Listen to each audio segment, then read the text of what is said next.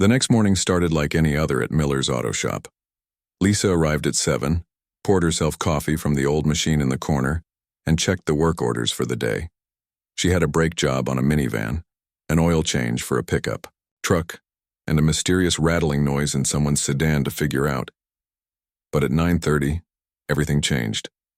A black luxury car pulled up outside the shop, looking completely out of place among the regular customer vehicles. The car was so shiny it reflected the morning sun like a mirror. Lisa glanced up from the engine she was working on and watched as a man in an expensive suit stepped out. David Richardson looked around the auto shop like he'd landed on another planet. The smell of motor oil and the sound of power tools were foreign to him. His office smelled like leather and fresh coffee. His world was boardrooms and business lunches, not grease-stained concrete floors and calendars with pictures of classic cars. Tom Miller came out of the office, wiping his hands on a rag. "Can I help you?" "I need to speak with your best mechanic," David said, adjusting his tie nervously. "I have an unusual problem." Tom looked over at Lisa, who was still bent over the engine. "Lisa, come here for a minute." Lisa straightened up and walked over, her hands clean despite working on the engine. She had a habit of working carefully, never making unnecessary messes. When she saw David in his $1,000 suit, she immediately knew this wasn't going to be a normal day. "This is Lisa Rodriguez," Tom said. "She's been with me for 8 years. Best mechanic I've ever seen." David looked at Lisa and tried to hide his disappointment. She was average height, with dark hair pulled back in a simple ponytail. Her coveralls were clean but obviously well used. She looked like exactly what she was supposed to be, a small-town auto mechanic. Nothing about her suggested she could solve problems that had stumped teams of engineers with advanced degrees. "What kind of problem do you have?" Lisa asked, her voice calm and professional. David hesitated. How could he explain a $50 million prototype engine to someone who probably worked on 20-year-old cars? But desperation made him honest. "I have an engine that my company designed.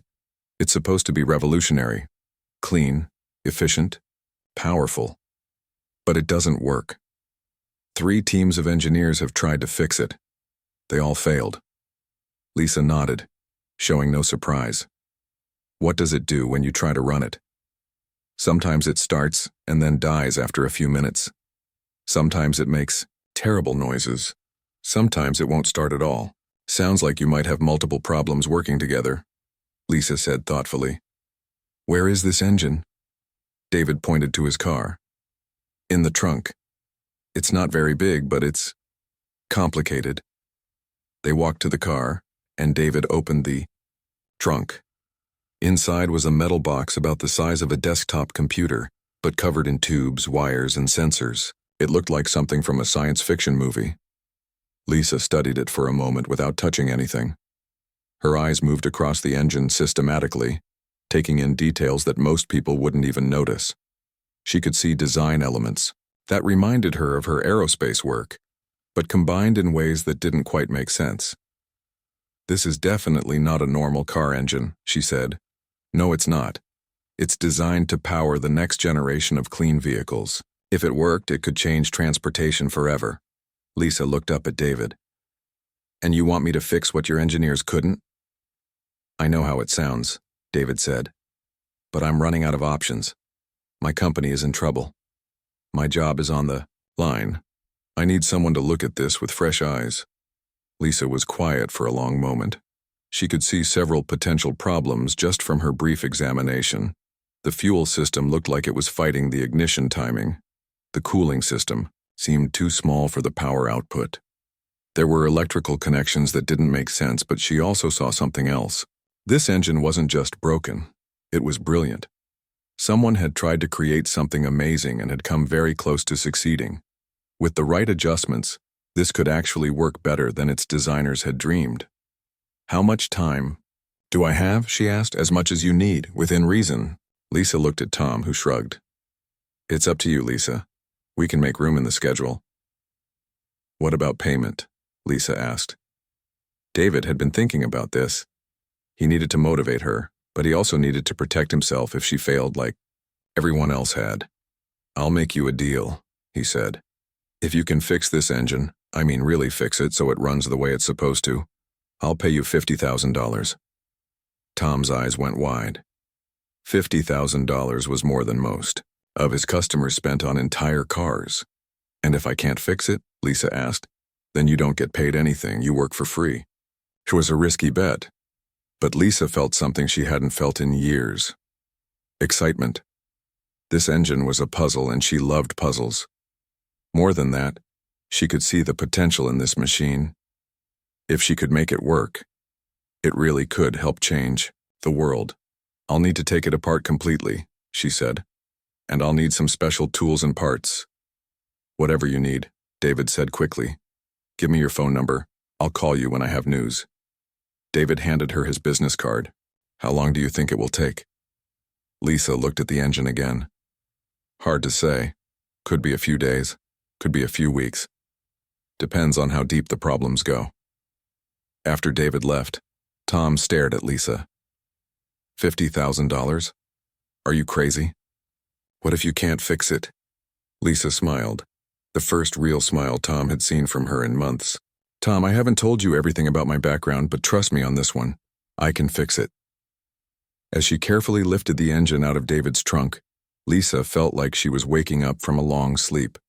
For 8 years, she had been fixing simple problems on everyday cars. It was peaceful work, but it wasn't challenging. This engine was different. This engine needed everything she had learned in her previous life as an engineer.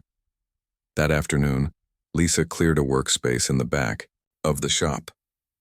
She set up bright lights and organized her tools with the precision of a surgeon preparing for a complicated operation. The other mechanics gathered around to look at the strange engine, asking questions that Lisa answered patiently. What kind of engine is this? Asked Pete, one of the younger mechanics. It's what happens when very smart people try to solve a very difficult problem, Lisa said. They got close, but close isn't good enough. As the day ended and the shop grew quiet, Lisa sat alone with the engine. She had already identified at least 6 major problems, and probably twice as many smaller ones. But she could also see the solution. It was going to take patience, skill, and a deep understanding of how engines really worked. David had no idea that he had just asked the perfect person to solve his impossible problem. And Lisa was ready to remind herself why she had fallen in love with engineering in the first place. The first thing Lisa did was something no one expected. Instead of immediately tearing the engine apart like most mechanics would, she spent an entire day just studying it. She walked around it like an artist examining a sculpture, taking notes, in a small notebook that she kept in her pocket. Tom watched her from across the shop and scratched his head. Lisa, you've been staring at that thing all morning. When are you going to start working on it? I am working on it, Lisa replied, not looking up from the engine. The biggest mistake people make with complex problems is rushing into solutions before they understand what they're really dealing with. Pete, the young mechanic who had worked at Miller's for 2 years, had never heard Lisa talk like this before. She usually just fixed things quickly and quietly, but now she sounded different, more confident, like she was in her element. By the afternoon, Lisa had filled 12 pages with notes and sketches. She had identified every component, traced every wire, and mapped out how all the systems were supposed to work together. What she found was both impressive and frustrating.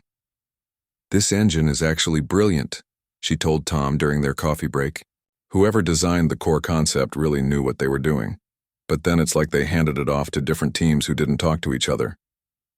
What do you mean? Tom asked. Look at this fuel injection system, Lisa said, pointing to a cluster of small metal tubes. It's designed to be incredibly precise, but then look at the ignition timing over here. It's set up for a completely different kind of fuel flow. They're fighting each other instead of working together. Tom nodded like he understood, but honestly, he was getting lost. Lisa was using technical terms he'd never heard her use before. Where had she learned all this? The next morning, Lisa finally began taking the engine apart. But even this was different from how she usually worked. Instead of just removing parts, she photographed everything from multiple angles. She labeled each component with masking tape. She organized the screws and bolts in little containers with detailed notes about where each one came from. "Why are you being so careful?" asked Mike, another mechanic who had stopped by to watch. "Because I'm not just fixing this engine," Lisa said, carefully removing a complex valve assembly. "I'm redesigning it. And when I put it back together, it needs to be better than it was when it came apart." As she worked, something remarkable began to happen. Lisa's entire demeanor changed. The quiet, careful mechanic they all knew was still there, but now there was something else, a confidence and expertise that seemed to come from somewhere deep inside her. When she encountered the engine's cooling system, she didn't just look at it. She performed calculations in her head, figuring out heat transfer rates and fluid dynamics. When she examined the combustion chamber, she used terms like compression ratio optimization and flame front propagation. David called every day to check on progress. "How's it going?" he asked on Tuesday. "I've identified the main problems," Lisa told him. "Your fuel system is too advanced for your ignition system, your cooling system is too small for your power output, and your computer control system is trying to manage everything with incomplete information. Can you fix it?" "I can fix it, but I'm going to do more than that. I'm going to make it work the way it should have worked from the beginning." David wasn't sure what that meant, but something in Lisa's voice made him feel hopeful for the first time in months. By Wednesday, word had spread around the neighborhood about the mysterious engine at Miller's auto shop. Mrs. Chen stopped by during her lunch break from the hospital. "Lisa, Tom says you're working on some kind of space engine," she said with a smile. "Not exactly space," Lisa laughed, "but it is pretty advanced. Want to see?" Lisa showed Mrs. Chen the parts she had laid out on the workbench. To most people, it would have looked like a random collection of metal and wires, but Lisa explained each component like she was giving a guided tour. "This is the heart of the engine," she said, pointing to a cylindrical piece about the size of a coffee can. "It's where the fuel actually burns. But see these grooves here? They're creating turbulence in the wrong places. The original designers were trying to make the burn more efficient, but they actually made it less stable." "So what are you going to do?" "I'm going to machine new grooves in different places. It'll take some precision work, but it should solve the combustion problem." Mrs. Chen looked at Lisa with new respect. "How do you know all this?" Lisa paused in her work. For a moment it looked like she might say something important. Then her expression became guarded again. "Just something I picked up over the years," she said quietly. By Thursday, Lisa was doing things that amazed everyone in the shop. She had borrowed Tom's precision measuring tools and was making modifications to engine parts with accuracy that seemed impossible. She worked with metal like a sculptor, removing tiny amounts of material in exactly the right places. When she needed a special gasket that didn't exist, she designed and cut one herself. When the original computer programming didn't work with her modifications, she rewrote parts of the code on Tom's old laptop. "Lisa," Tom said, watching her work on the computer, "where did you learn to do programming?" "Same place I learned everything else," she said, not looking up from the screen. "Practice." But Tom was starting to realize that Lisa's practice must have been somewhere very different from Miller's auto shop. The breakthrough came on Friday afternoon. Lisa had been working on the engine's most complex system, the part that coordinated all the other parts. It was like the brain of the engine, making thousands of decisions every second about fuel, air, timing, and temperature. The original system was too slow and too simple. It couldn't keep up with all the rapid changes happening inside the engine. Lisa's solution was elegant and complex at the same time. She rewired the sensors to provide more information, reprogrammed the computer to process it faster, and adjusted the mechanical components to respond more quickly. When she was done, she stepped back and looked at the reassembled engine. It looked almost the same as when David had brought it in, but Lisa knew it was completely different inside. Every system now worked in harmony with every other system. "Are you ready for the test?" Tom asked. Lisa nodded. She had checked everything 3 times. All the connections were perfect. All the adjustments were precise. All the programming was correct. She pressed the start button. The engine came to life with a sound unlike anything they had ever heard. It wasn't the rough growl of a normal car engine or the high whine of a race car. It was smooth and powerful and almost musical. The computer display showed numbers that made Lisa smile.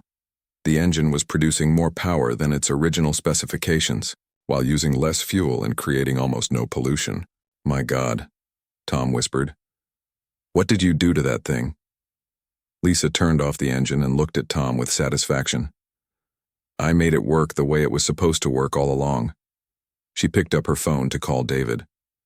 After 8 years of fixing simple problems, she had just solved an impossible one, and she was starting to remember why she had fallen in love with engineering in the first place. David Richardson arrived at Miller's Auto Shop 30 minutes after Lisa's phone call.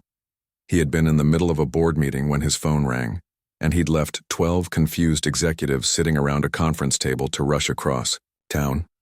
"It's working?" he asked breathlessly as he walked into the shop. "See for yourself," Lisa said, gesturing toward the engine. David approached the machine that had been his company's biggest nightmare for 3 years. It looked almost the same as when he'd brought it in, but there was something different about it. It seemed more solid somehow, more purposeful. Lisa pressed the start button and the engine came to life. David had heard this engine run before, but never like this. Instead of the rough, uncertain sound it used to make, it now hummed with smooth confidence. The computer display showed performance numbers that made David's eyes widen. "These readings can't be right," he said, checking the numbers again. "They're right," Lisa said calmly. "Your engine is now producing 40% more power than your original design specifications. It's using 30% less fuel, and the emissions are so low they're barely measurable." David stared at the display in disbelief. "How is this possible? My engineer said the design had fundamental flaws." "Your engineers were right," Lisa said. "But they were looking at the problems individually instead of seeing how they all connected. Once you understand the relationships between all the systems, the solutions become obvious." David turned off the engine and looked at Lisa with new eyes. "Who are you?" It was a simple question, but Lisa's expression immediately changed. The confidence she'd shown while working on the engine seemed to drain away, replaced by something that looked almost like fear. "I'm just a mechanic," she said quietly. "No," David said firmly. "Just a mechanic doesn't redesign fuel injection systems. Just a mechanic doesn't rewrite computer code. Just a mechanic doesn't solve problems that stump teams of PhD engineers." Tom Miller, who had been listening from across the shop, walked over. "David's right, Lisa. I've been wondering the same thing. In 8 years, you've never worked on anything like this. Where did you learn to do all this?" Lisa looked around the shop at the faces of people who had become her friends. She had known this moment would come eventually. Her secret was too big to keep hidden forever. "Can we sit down?" she asked. They gathered around the small table in Tom's office. Lisa took a deep breath and began to speak. "My real name is Dr. Lisa Rodriguez. 15 years ago, I was the lead engineer on the Aurora project." David's face went pale. Every engineer in the country knew about the Aurora project. It had been the most ambitious clean energy initiative in history, designed to create revolutionary propulsion systems for both ground vehicles and aircraft. "You're Dr. Rodriguez?" David whispered. "But you disappeared." "I didn't disappear," Lisa said. "I ran away." She told them the story she had never told anyone. 15 years ago, she had been at the top of her field. She had patents, awards, and job offers from every major technology company in the world. The Aurora project was her masterpiece, a propulsion system that could have changed transportation forever. But then everything went wrong. The company executives wanted to rush the project to market, Lisa explained. They were worried about competition, about stock prices, about quarterly reports. They started cutting corners, using cheaper materials, skipping safety tests. "What happened?" Tom asked. "The prototype failed during a public demonstration. Nobody was hurt, but the failure was spectacular. The media called it the biggest engineering disaster in decades. Even though the failure was caused by the cost-cutting measures I had argued against, everyone blamed me." I was the face of the project. David remembered the news stories. The Aurora project's failure had been front-page news for weeks. Dr. Lisa Rodriguez had been portrayed as an arrogant engineer who had promised more than she could deliver. But the investigation cleared you, David said. I remember reading about it later. They proved the failure wasn't your fault. By then it was too late, Lisa said. My reputation was destroyed. No major company would hire me. Investors wouldn't fund my projects. The media had moved on to other stories, but the damage was done. Lisa looked out the window at the quiet street. I was angry and hurt and tired of fighting. So I decided to disappear. I moved here, changed my appearance a little, and started working on simple things. Cars that needed fixing. Problems I could solve without anyone questioning my methods or rushing my timeline. But why stay hidden? David asked. You could have rebuilt your reputation. I was afraid, Lisa admitted. Afraid of failing again. Afraid of being responsible for other people's dreams and money. Here at Miller's, if I fix someone's car, they're happy. If I can't fix it, they're disappointed but not destroyed. The stakes are smaller, but the satisfaction is real. Tom had been quiet during Lisa's story, but now he spoke up. Lisa, in 8 years, you've never failed to fix anything. You've saved my customers thousands of dollars. You've kept people safe on the roads. You've been the best employee I've ever had. But I've been hiding, Lisa said. I've been using maybe 10% of what I know how to do. David leaned forward. Lisa, what you did with my engine in 1 week is more than my entire team accomplished in 3 years. You didn't just fix it. You made it better than we ever imagined it could be. Lisa looked at the engine through the office window. It wasn't that hard, really. Your team was so focused on the individual problems that they couldn't see the elegant solution.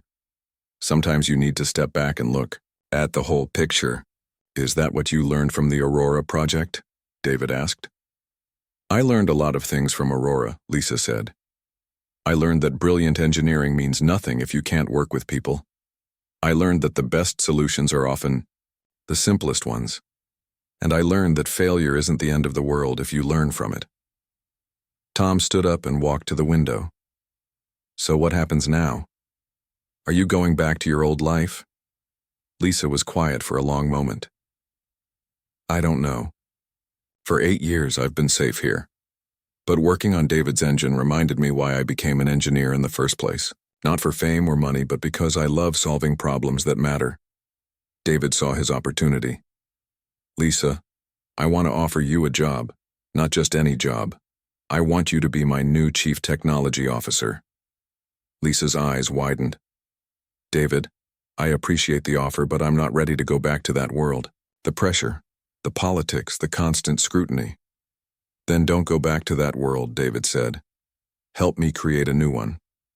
A place where engineers like you can do their best work without interference from executives who don't understand what you're doing.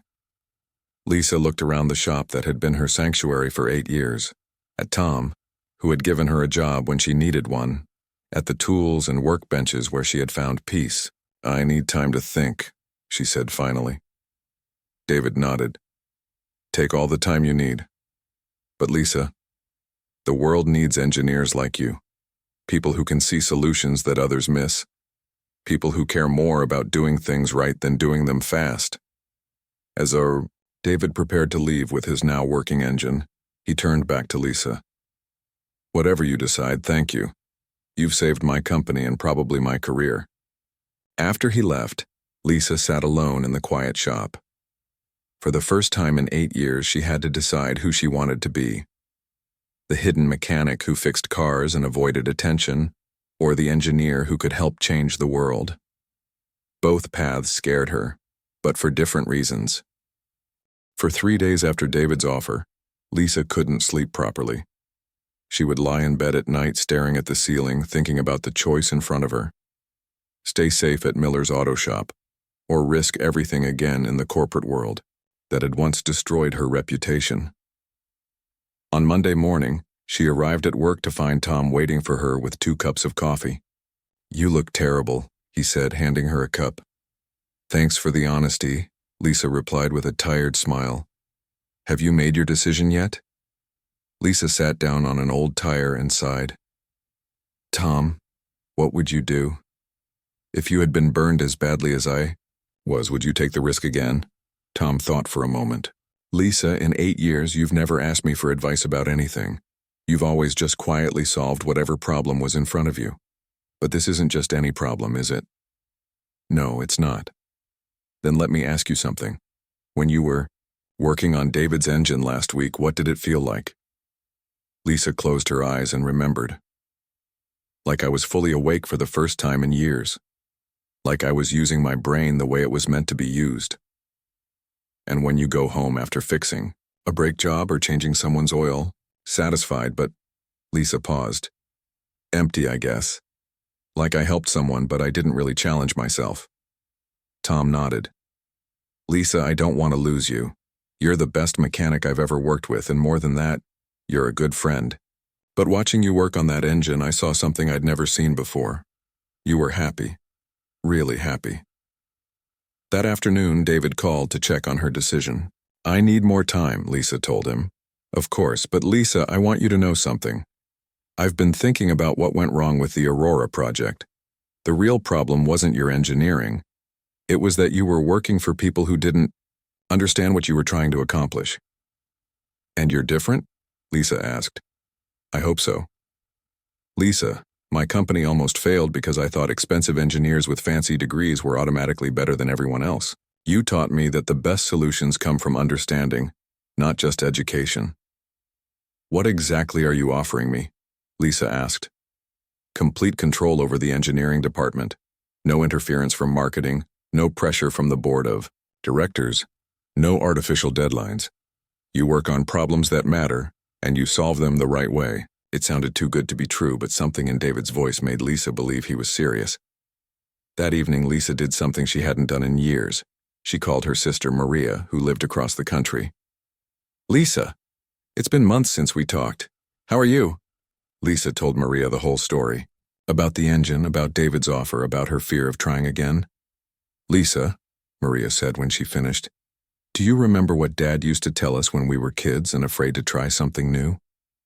You can't hit a home run if you don't swing the bat. That's right. And Lisa, you've been standing at the plate for 8 years without swinging. Maybe it's time. The next morning, Lisa made her decision, but it wasn't the decision anyone expected. She called David and asked him to meet her at the shop. When he arrived, she was working on a customer's car, but she stopped and walked over to him. I've thought about your offer, she said. And? I want to accept it, but not the way you described it. David looked confused. What do you mean? I don't want to be your chief technology officer sitting in an office building across town. I want to create something new, a place where engineers can work on real problems without corporate pressure, but also where they stay connected to the people their work actually helps. Lisa gestured around the shop. Tom, can you come over here for a minute? Tom walked over, wiping his hands on a rag. I want to propose a partnership, Lisa said, looking at both men. David, your company has money and resources. Tom, you have a connection to real customers with real problems. What if we combined them? I'm not following, David said. What if we turned Miller's Auto Shop into a research center? We keep fixing regular cars for regular customers, but we also work on advanced projects. We hire young engineers and teach them to solve problems by actually getting their hands dirty. Tom's eyes lit up. You mean like an engineering school, but practical? Exactly. Students learn theory in universities, but they learn real problem solving here. And David, your company gets engineers who understand how things actually work, not just how they're supposed to work on paper. David was quiet for a moment, thinking. That's completely different from what any technology company has ever done. Maybe that's why most technology companies keep making the same mistakes, Lisa said. Over the next hour, they worked out the details. David's company would fund the expansion of Miller's Auto Shop into a research facility. They would hire 6 young engineers and 4 experienced mechanics. Lisa would oversee both the research projects and the day-to-day auto repair work. But what about you personally? David asked. Are you ready to step back into the spotlight? Lisa thought about this carefully. I'll never be the same person I was 15 years ago. The Aurora project changed me, and hiding here changed me more. But maybe that's good. Maybe I needed to learn humility before I could really help people. 3 months later, the Millers Advanced Engineering Center opened its doors. The front half of the building still looked like a regular auto shop, where Lisa and Tom's team fixed cars for their neighbors. But the back half had been transformed into a state-of-the-art research facility. The young engineers who worked there learned to diagnose problems by talking to real customers. They understood that the best engineering solution was useless if it was too expensive or too complicated for ordinary people to use. Lisa's first major project was developing a simple retrofit kit that could make any car 25% more fuel efficient. Instead of building a completely new engine, she created a system that improved existing engines. It was exactly the kind of practical solution that came from understanding both advanced engineering and everyday problems. The project was a huge success. More importantly, it was affordable. Within a year, Lisa's retrofit kits were being installed in auto shops across the country. David's company went from nearly bankrupt to industry leader, but the real success was harder to measure. It was the young engineer who learned to listen to customers before designing solutions. It was the mechanic who started taking night classes in advanced engineering. It was the customer who could afford to make their old car cleaner and more efficient instead of buying a new one. Lisa still wore coveralls to work every day. She still got her hands dirty fixing engines. But now she also mentored young engineers, developed new technologies, and helped solve problems that mattered to millions of people. One afternoon, Mrs. Chen stopped by to pick up her car after an oil change. "Lisa, I saw you on the news last night. They said you're revolutionizing the auto industry." Lisa smiled as she handed Mrs. Chen her keys. "Mrs. Chen, I'm just trying to make cars work better for people like you." "Well, whatever you're doing, keep it up. My car has never run better." As Mrs. Chen drove away, Lisa looked around at the bustling research center that had grown from Tom's simple auto shop. Young engineers worked alongside experienced mechanics. Advanced computers sat next to old-fashioned hand tools. It was exactly what she had dreamed of but never thought possible. She had learned that sometimes the best way forward isn't to go back to who you used to be, but to become someone completely new. Someone who combines the wisdom of experience with the courage to try again.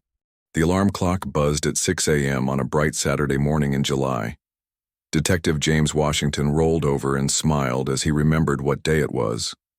After months of planning and saving, today was finally the day his family would start their dream vacation to Lake Tahoe. He had been working non-stop cases for the past year, missing too many family dinners and school events. This trip was his way of making up for all that lost time. "Wake up, sleepyheads," he called out cheerfully as he walked down the hallway of their suburban home. Vacation starts today. His wife Lisa was already up, quietly packing the last few items in their suitcases. She had been just as excited as the kids about this trip. As a nurse working long shifts at the local hospital, she desperately needed this break too. The stress of their demanding jobs had been weighing on both of them, and they knew this family time was exactly what they needed. "Dad, are we really going to see the lake today?" asked their 12-year-old daughter Zoe, bouncing into the kitchen in her pajamas. Her eyes were bright with excitement, and she had barely slept the night before thinking about all the fun activities they had planned. "We sure are, sweetheart," James replied, ruffling her hair as he started making breakfast. "But first we need to get your little brother moving. You know how he is in the morning." 8-year-old Tyler was indeed still buried under his blankets, clutching his favorite stuffed animal. James had to tickle him awake, which resulted in giggles echoing through the house. Soon, the whole family was gathered around the breakfast table, sharing pancakes and going over their vacation plans one more time. James had booked them a beautiful cabin right by the lake for a whole week. They planned to go hiking, rent a boat, maybe try some fishing, and just enjoy being together without any work calls or school stress. Lisa had even packed a stack of books she had been wanting to read for months but never had the time. "Can we go swimming every day?" Tyler asked, syrup dripping down his chin. If the weather stays nice like this, absolutely, Lisa answered, wiping his face with a napkin. But you have to promise to wear your life jacket. I promise, Mom, Tyler said seriously, making his parents exchange amused looks. After breakfast, the real work began. James loaded their large SUV with suitcases, coolers full of snacks, beach toys, hiking gear, and all the other things a family of 4 needs for a week-long vacation. He had worked extra shifts for months to afford this trip, and had even splurged on a nicer car rental to make the drive more comfortable. Lisa double-checked everything on her detailed packing list.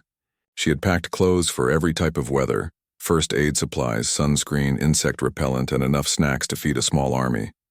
She wanted to be prepared for anything so nothing could ruin their perfect vacation. The kids were practically vibrating with excitement as they climbed into the back seat. Zoe had her tablet loaded with movies and games for the drive, while Tyler had his coloring books and toy cars.